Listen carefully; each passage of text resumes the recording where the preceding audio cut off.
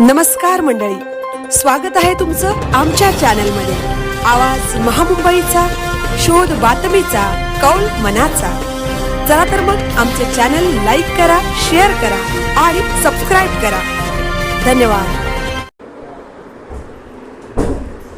पेण येथे रंगला सामाजिक आणि राजकीय मान्यवरांच्या उपस्थितीत 2 पुस्तकांचा प्रकाशन सोहळा।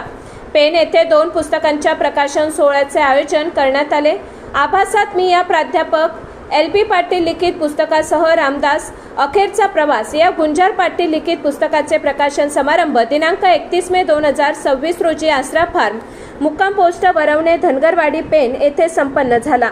गुंजार पाटील यांचे 15वे आणि LP पाटील यांचे 35वे अशा दोघांच्या 50व्या पुस्तकांचे प्रकाशन झाले। ही वाचक साहित्यप्रेमींना जणू पर्वणीच।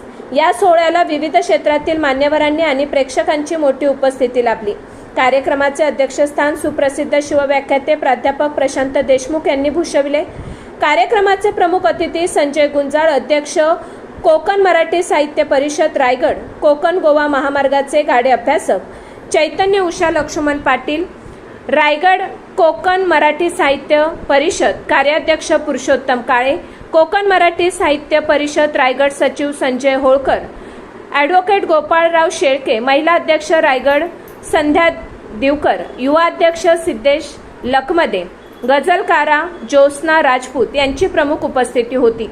कार्यक्रमाचे उद्घाटन संजय गुंजाळ यांच्या हस्ते झाले। 3 पुस्तकांचे प्रकाशन ज्येष्ठ कवी AD पाटील, चैतन्य उषा लक्ष्मण आणि डॉक्टर राजेंद्र राठोड या मान्यवरांच्या हस्ते करण्यात आले। यावेळी रामदास बोट, अपघातग्रस्त सुपुत्र श्रीरंग घरत, ज्येष्ठ साहित्यिक रोहिदास पोटे, डॉक्टर राजेंद्र राठोड, साहित्यिक दीपाली दिवेकर, 80 कमिशनर नवी मुंबई यांची भाषणे झाली।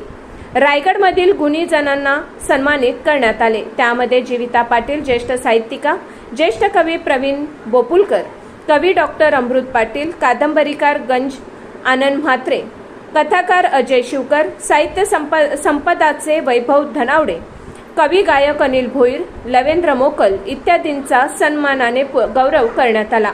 लेखक आगरी साहित्य रत्न प्राध्यापक LB मर, लेखक गुंजारराव पाटील यांचे शिवव्याख्याते प्रशांत देशमुख यांच्या शुभ हस्ते सत्कार करण्यात आले।